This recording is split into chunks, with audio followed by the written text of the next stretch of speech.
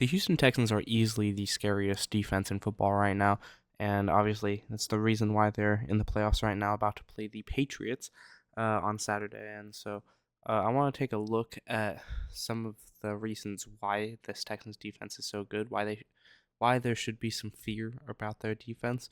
I personally am taking the Patriots over them, but I do want to take a quick highlight of how good this defense is and then some of the reasons why they're so good.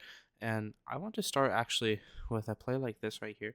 The Houston Texans have kind of revamped the way that play calling in the NFL is, specifically in terms of one specific play, and that's a match. Right here, what you're actually going to have is this is cover four, and the reason why is you have this, and then you're going to have that. That would be the cover four that a lot of people would know of. Now, what it actually looks like on paper is it's a little bit different. If you don't know what match is, basically, and I also want to do this first, actually. Um, you have one, two, three, four, five, six, 7 people on the line. Um, Only 4 are going to rush, so you're gonna have linebacker drop, and then 11 is also going to drop, and then this is going to be a deep zone. And so you're just going to rush here, here, here, and here. And that's the basis of the actual rush. So the condensed formation, not really a good giveaway of what that play actually is itself. This is cover four. Now, cover four match, how this works is whoever has the outside receiver, right? You play man to man. In fact, that's what match is. You play man to man mixed with zone. It's different. It's a different way of playing. And so you have man to man here, but the idea is if he cuts inside, then you actually drop it and just let the linebackers carry it into the zone. It's going to be essentially the same down here. If he comes inside, he's going to let the inside route go. And if he goes vertical, then he's going to play man to man. So that's how that works. And then it's going to be the same on this side too. And then he is going to read all the way down here. And sorry, pardon me, all the way down here. He's going to read right here. It's going to be man to man if he plays vert as well. And if he doesn't play vertical and goes across, for example, he just plays his deep zone and lets the linebackers handle it. That's how cover three match works. You're gonna either play man or zone. It completely depends on what you're looking at. Now, this is some of the glory of cover four because you have this guy drop back right here, and he's just going to sit, and he's going to be able to make it. Now, Trevor Lawrence sees the DB, and his eyes are looking like it's zone, and so, yeah, obviously he's looking at the QB. However, his assignment is going to be to drop back now and play a deep zone rather than man-to-man here, and so he thinks that maybe there's a chance that he can draw this ball loose, and so he knows that there's this corner that's going diagonally. He sees this as man to man here. And so he knows that this area theoretically should be clear, right? Well, it's not because of the way cover four works. You have this DB dropping back here now instead and taking on this route rather than playing man to man here like he originally looked like. And so after this corner's run, there's just going to be a drop back here, and there's going to be an interception by this Texans defense, as you can see right there. And that's just great defense, great defensive play calling as well. And it's one of the reasons why the Texans make it this far. Cover four match seems to be one of their best friends, as well as cover six match as well, which they have run very effectively. Both of those plays have been essentially their main piece of their playbook. As you can see here, it works out perfectly for them.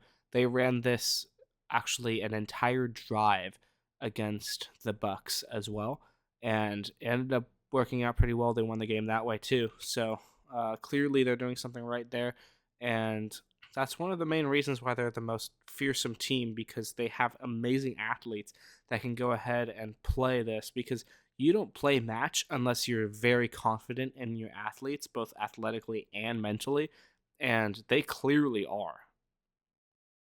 Now, here's one from the wild card game. In fact, the rest of my clips are going to be from the wild card game because they really showed their dominance last week. And take a look at this. This is something very similar. I actually covered something pretty similar when I covered Ohio State versus Miami, a couple weeks ago. And I know I keep referencing that, but it is something that I like to go back to because that was my first analysis. And here you have three guys, and they're like really pushing this area. If you split the line in half, you have three people here against two potential rushers versus, uh, four people here versus four potential rushers. And so you know, you can see that they're clearly pushing this side. Now, he doesn't look like he's ready to block. He doesn't look like he's ready to block. So, was it really? Well, if you actually break it down, you have, uh, realistically, split it like this. You have two people versus two potential rushers, and you have three people versus four potential rushers.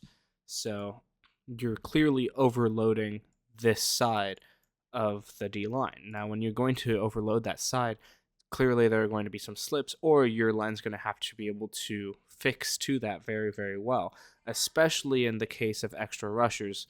Like if To'oto comes down here, then you also need to account for that. You can't go ahead and say, oh, well, it'll be fine, because it's not going to be fine, because then you'll have two versus one if he tries to slide over and protect as well.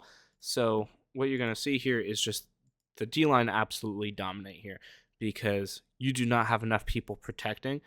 And even more so, you're going to see To'oto, he's going to not rush, and neither is Alshare. So you're still going to have 4 versus 5, which, is a numbers advantage.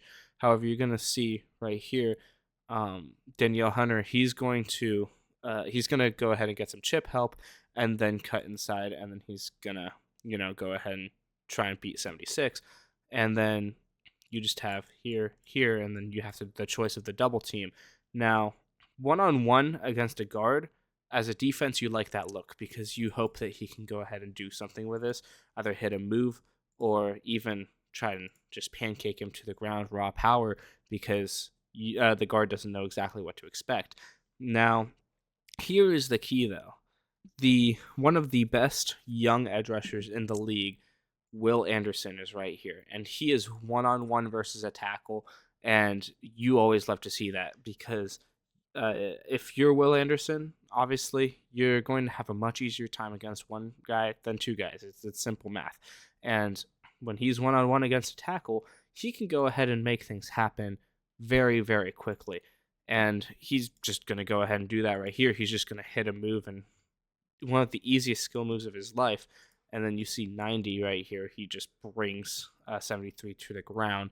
And all of a sudden, Rodgers has absolutely zero time on his hands. And he's just going to get absolutely rocked. And it will also be a fumble, which is going to be recovered by Rankins here and actually brought back for a touchdown. So that's just something that the Texans defense is able to do. They can go ahead and do whatever the heck they want on the line.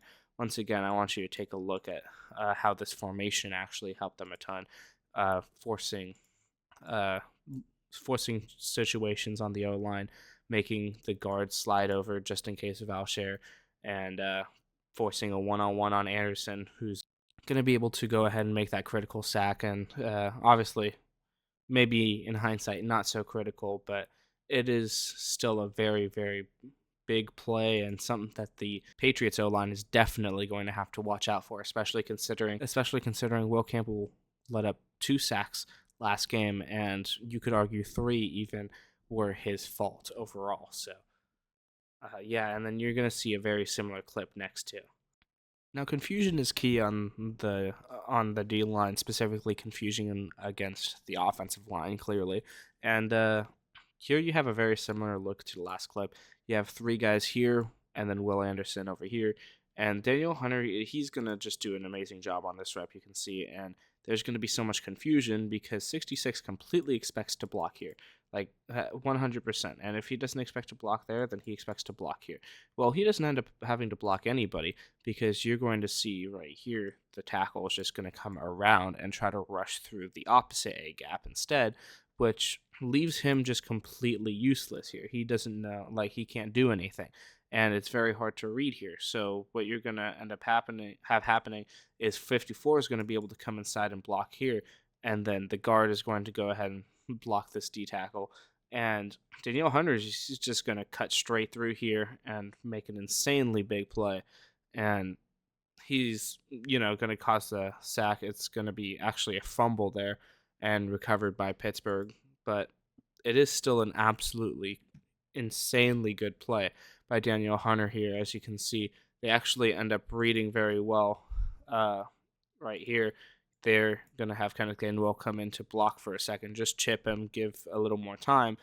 But what wasn't expected was 66 just not knowing where to go, because by the time that he actually spotted a guy for him to go ahead and block, it's far too late because Daniel Hunter's going to take the outside, and he just doesn't have the speed, momentum, or the situation where he can actually reach, and it's just going to be a huge sack. It's a fumble backwards, going causing the ball to go out backwards behind Rodgers during his throwing motion, and it's going to be big. It's going to be recovered by an O lineman, but that's just the power of this defensive line, man. I mean, when you combine defensive line and obviously DBs, you just create one of the greatest types of situations for a defense to have, because when you have no time, then that's when you're going to make mistakes on offense. And when you have a defense that can go ahead and make plays, especially out of any formation, especially that cover four match where they're able to just read everything perfectly because they're amazing players, then obviously there's going to be a huge amount of problems, huge amount of turnovers, huge amount of just missed play opportunities, because this D line works together with that defensive back group and linebacker group. It just turns out great every single time. Of course, when you combine both of these different aspects of the game for them, it just completely brings together their defense. You have obviously one, two, three, four rushers, and that's all they ever really seem to need. And so they're just going to go ahead and give that rush. You're going to see a little fall down here, but he's going to get down to Rodgers' legs, and he's going to put him under a lot of pressure, especially as the rest of the line comes in. Meanwhile, you're just going to have perfect coverage on defense. I mean, take a look at this. This is just beautiful. It definitely seems like it's going to be a match look. At least that's what I'm reading right here. Just after looking at this, you have someone who looked like they were playing a zone here that just ended up carrying along with Kenneth Gainwell, and of course, you just have all these zones right here. I mean, look at these two mid routes are supposed to get open. They're just not going to get open because you have a zone right here. You have a man defender. It seems like, and then you're just going to have this flat right here that's just stalking any chance here, and then just this man on man. There seems to be just absolutely zero shot of anything happening at all, and of course you have the pressure coming in hot, and I mean, look at Rodgers' space to actually throw the ball here. I mean, he has literal feet, maybe not even feet. He might have a foot worth of space between him and his offensive lineman, and so that's just going to be blown up immediately as well. In fact, the offensive lineman is going to get pushed into Rodgers. He's going to fall down, and he's going to take the sack. And it's because the coverage is incredible, and the defensive line cannot be stopped anywhere. There's no chance.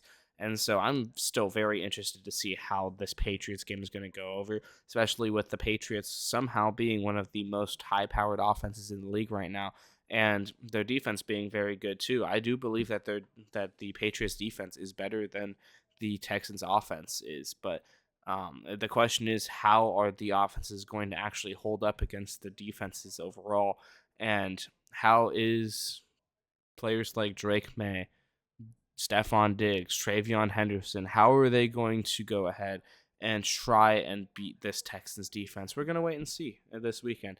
And so hope you all enjoyed this quick analysis. I don't know if it's as in-depth as you guys want. I'm really trying to get these videos out before I start doing some of these draft analysis videos, which are coming up very soon. In fact, I may even record one tonight and then go ahead and post it in just a few nights later.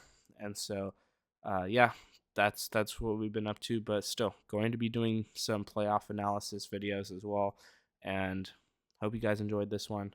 I always beg at the end, of course, to go ahead and subscribe. We're at 56 at the time of recording this, so go ahead, make it a little more. My last video, 99.4% of you guys were not subscribed when you watched it. So if if you want to make a quick difference and make my day, go ahead and hit that button, make my day a little bit better then. So, anyways, hope you guys had a great time watching, and hope you guys have a wonderful rest of your day. See ya.